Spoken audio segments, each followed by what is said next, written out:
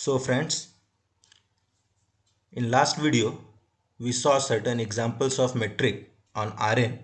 In this video, we will see few more examples of metric. Now let's go for our next example. Let your set X to be set of complex number C and you take two elements Z1 and Z2 in C. Now Z1 and Z2 they will look like X1 plus IY1. X1 and Y1 both will be real numbers and IY1 because of I this Y1 will represent the imaginary part and X1 will represent the real part of your complex number Z1. Similarly Z2 will look like some X2 plus IY2.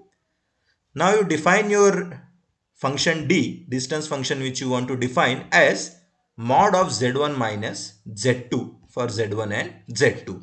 And we want to show that your xd is a metric space. That means your d is metric on complex number, set of complex number C.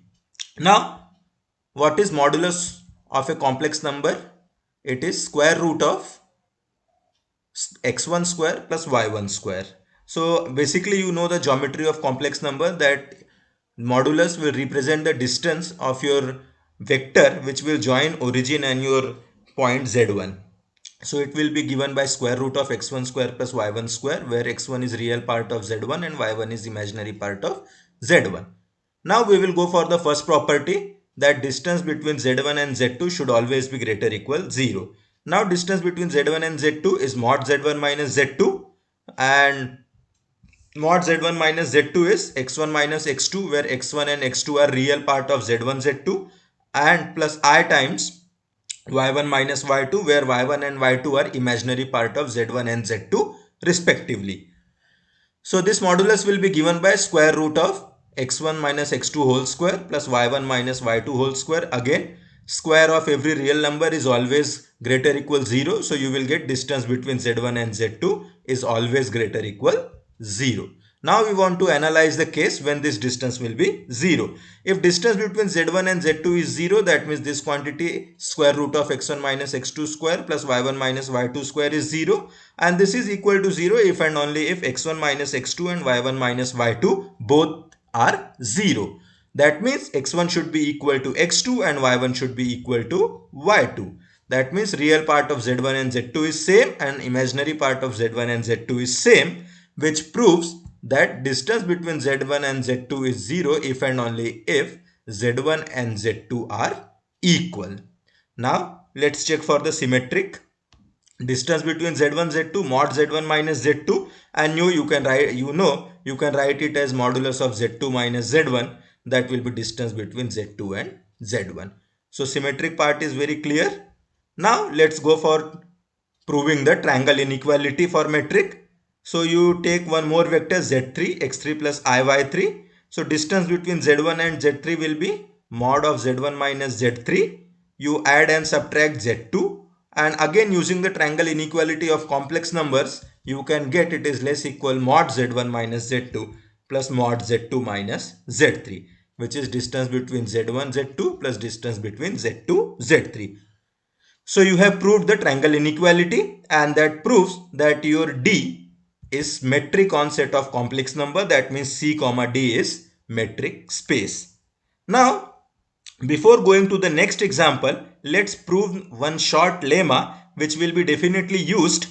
So what the statement of lemma says, you fix a function f whose domain is closed interval AB and image will fall inside the set of real numbers R.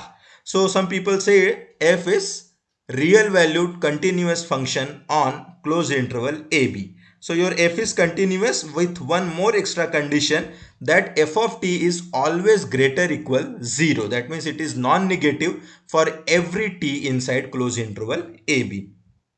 So this is the given condition.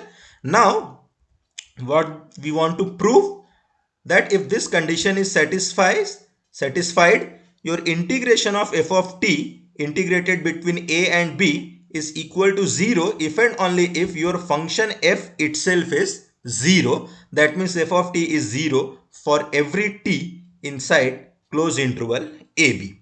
Now let's start to prove this statement. The one implication is very straightforward. If your function is 0, then definitely its integration is going to be 0. So it's a straightforward. Now we will go for the second implication, that means the converse part. Now for converse part, you assume integration is 0, and now we want to prove that f himself is 0. Now we will assume on contrary, you assume suppose your f is not identically 0. If your f is not identically 0, definitely at some point f is positive. Since your f is greater equal 0, there will be a point t naught inside closed interval ab such that f will assume a positive value at t naught. That means f of t naught is greater than 0. So what you do, let your alpha equal to f of t naught and let your epsilon equal to alpha by 2. Now f is continuous, so by definition of continuity, since f is continuous at closed interval ab and t naught belong to the closed interval ab, f is continuous at t naught. So if you apply the definition of continuity for this epsilon, there will definitely be a delta greater than 0 such that your f of t, modulus of f of t minus f of t naught is less than epsilon whenever your t minus t naught is less than delta. Just applying the definition of continuity of f at t naught. Now, what is your epsilon? Your epsilon is alpha by 2. Your f of t naught is alpha. So, if you expand this, what you will get, minus epsilon is less than minus epsilon is less than f of t minus f of t naught is less than epsilon. And if you send f of t naught to both the side, means add f of t naught both the sides, so you are going to get that your f of t is greater than alpha by 2 and less than 3 alpha by 2. Similarly, if you do that here, you will get minus delta less than t minus t naught is less than delta. You add t naught. Once you add t naught, you are going to get that your t belongs to t naught minus, means t is greater than t naught minus delta and less than t naught plus delta. Means what you have got, whenever your t belong to t naught minus delta, t naught plus delta, open interval, your f of t will belong to open interval alpha by 2 comma 3 alpha by 2. Now we will make use of some properties of integrals. So integration f of t dt between a to b, integrated between a to b, is definitely going to be greater equal integration of f of t when integrated between t naught minus delta and t naught plus delta, because t naught minus delta, t naught plus delta is a small part of a, means is subset of ab. So you are integrating at a larger part here. So this side f of t when integrated between a to b will be greater than f of integration of f of t when integrated between t naught minus delta and t naught plus delta. Now this f of t is always greater than alpha by 2 in the interval t naught minus delta and t naught plus delta, that we have got here, that your f of t belong to alpha by 2 3 alpha by 2, that means it is always greater than alpha by 2. So this integration will be greater equal integration alpha by 2, lower limit t naught minus delta, upper limit t naught plus delta. Now alpha by 2 is constant, so it is integration of constant, so you can say it is alpha by 2 times t, and then you substitute the limit and you will get it is equal to alpha delta, which is definitely greater than 0 because alpha is positive, delta is positive. So you have got that integration f of t dt between a to b is greater than 0, which is contradiction, since you had assumed that integration is equal to 0.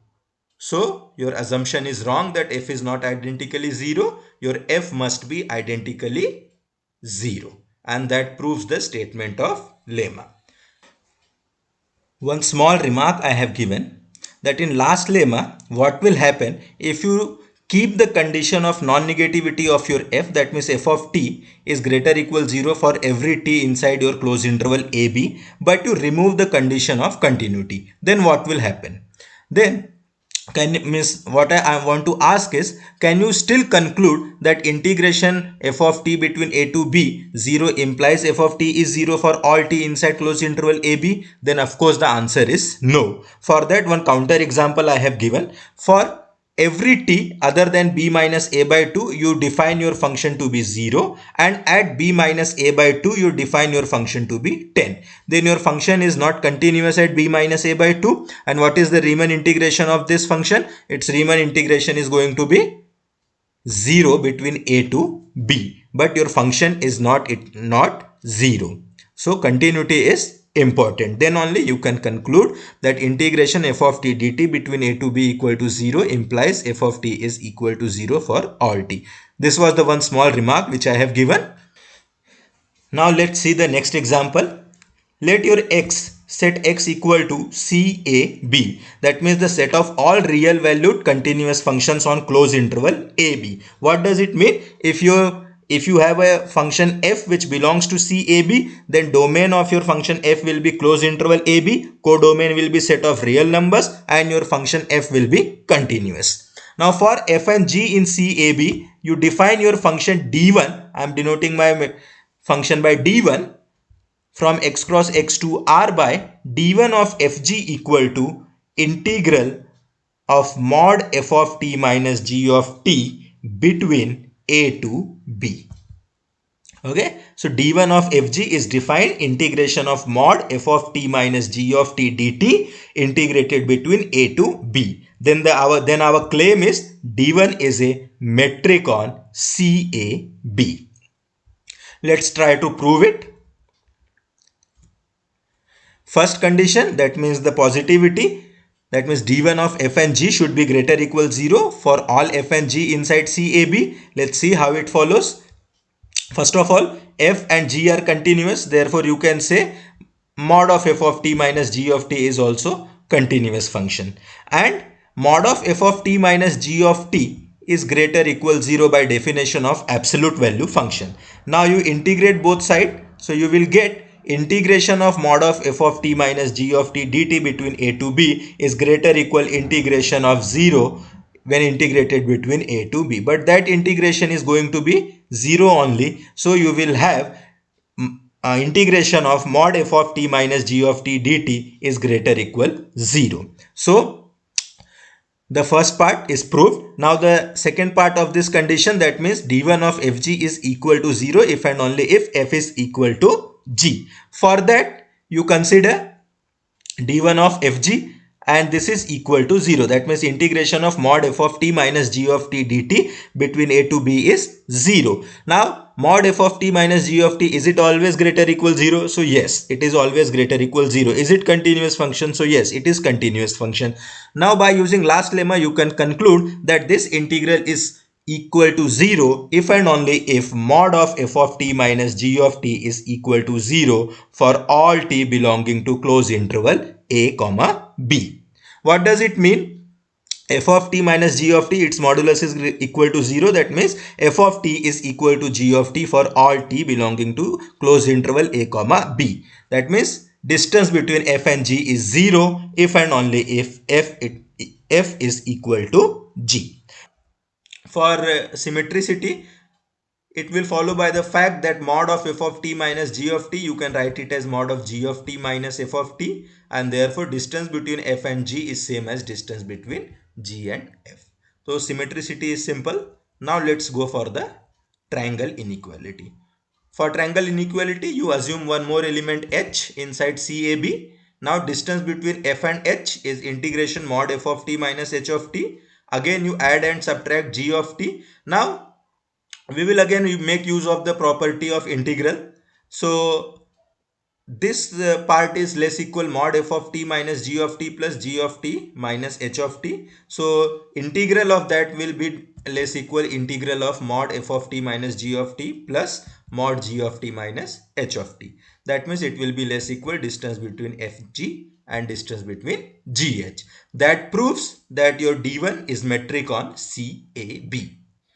Now what does geometrically d1 represents? So geometrically it represents this shaded region. So you can see I have taken two function f in the blue and g in the black. So f and g are two continuous functions. So the area between their graph, area between the curve of their graph is the function d1. So that is the metric. Now next example is discrete metric, which is a very special kind of example. So you take X be any non-empty set. Doesn't matter what your set X is, just it should be non-empty.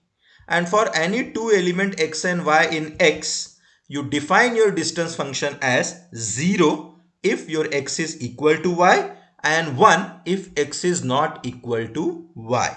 So with itself distance will be 0 and with every other element distance of X will be 1. It will treat everyone as equal.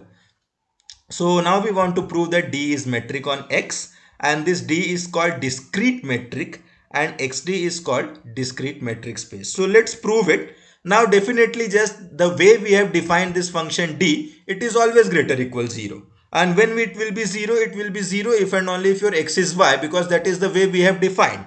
So the first condition is clearly true. Now for symmetricity, there are few conditions I have made. If X is equal to Y, then distance between XY is 0 and that will be same as distance between Y and X. And if X is not equal to Y, distance between XY will be 1 and that will be same as distance between Y and X. Because if X is not equal to Y, Y is also not equal to X. So symmetricity is also followed. Now for the third triangle inequality, you take one more element Z inside your X. Now, so this is what we want to prove, that distance between xz is less equal distance between xy plus distance between yz. Now there are two cases I have considered. If x is equal to z, what will happen? Your left hand side is going to be 0. Now doesn't matter what happens with xy and yz, either x is equal to y or x is not equal to y, either y is equal to z or y is not equal to z, doesn't matter, the right hand side is going to be greater equal 0. At the least, what will happen? Distance between xy is 0, distance between yz is 0, and here you have on the left hand side 0. So you will have the equality. So in any case, this triangle inequality will hold.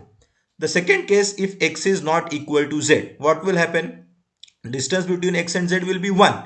Now, what will happen to the right hand side? If x is equal to y and y is equal to z, what will happen? X is y is z, that means x is equal to z. But that is not the case. You have assumed x is not equal to z. So at least one of xy or yz should be 1. Means distance between xy or distance between yz should be 1. So what does it mean? That right hand side is at least 1. It is greater equal 1, but it is at least 1. So again in that case you have distance between xz is less equal distance between xy plus distance between yz. You have proved the triangle inequality in this case also. That is the discrete metric space. So discrete metric tells us that doesn't matter what set you are dealing with every set, non-empty set of course, you can always associate a metric. So every non-empty set can be made into a discrete metric space, or you can say every non-empty set can be made into a metric space.